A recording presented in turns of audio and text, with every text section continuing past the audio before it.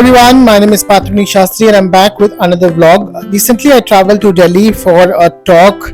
It was a very long flight from Hyderabad and it was raining as well. And there was a lot of turbulence in the flight. So basically I was very scared of boarding a flight. But finally reached to Delhi. The airport has a very significant pieces, and I was given a very good hotel. It was Azad Hotel at Hayat, and I slept for a while, and then I was trying to kind of eat something. The food was very expensive, but it was covered, so hence I was able to chum something. And then at 3 o'clock I got ready for a panel at TIFN, the Trusted Inclusive Future Network Foundation, which was an NGO, and I was in a panel with two esteemed people, Faraz Ansari and Rudrani Chettri, and myself. Faraz is a filmmaker, Rudrani is a trans activist, and I was a part of the panel where we were discussing about how trans people are included within the mainstream media, films, and inclusion at workplace, and how exactly we see the future of transness.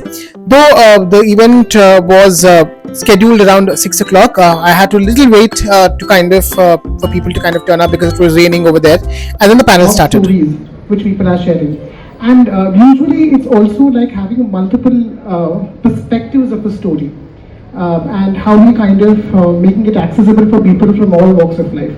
Back in the days when I was a kid, the only stories which I was seeing on TV was about trans women being killed, or there's somebody who's a kidnapper, and majorly played by cisgender people, on those kind of roles.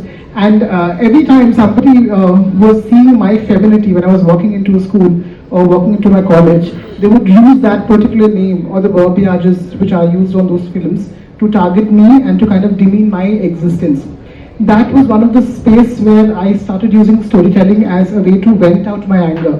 When I was a kid, I saw this wonderful film, it's a Tamil dubbed Telugu film called as Padiyappan. Rajnikant is the hero. He's not my inspiration, by the way. Or else I would not have turned up like this. But the heroine, Ramya Krishna, was a heroine. She's a South Indian heroine. And she's rejected by the hero, and she screams out loud and dances. So a 5-year-old, when I was seeing that, I realized that, if you are angry, you have to scream out loud and dance. And that's where the idea of storytelling or using dance as a way of mechanism to talk or create that spectrum of empathy with each other, it develops into a far more beautiful society where we see with empathy and with the idea of inclusion. Absolutely, thank you so much for sharing. Always can't be boxed into a certain idea of normality. Like for example, when I kind of came out, I came out as a bisexual person, married to a cisgender woman and with a kid, and also kind of from the trans spectrum. It was very oblivious for me to kind of fit into the society, because in one way I got bi-erasure within my own community as well, where they were not able to understand this aspect of how I'm married to a cisgender person and giving a child, and how I'm navigating my transness as well. So when these are the aspects of it, when we are not able to understand somebody else's lived experience, that's when the barrier kind of comes in.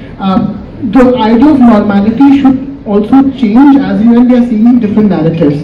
For example, the very recent film which I was a part of, In Transit, it was a whole spectrum of transness which has been kind of showcased.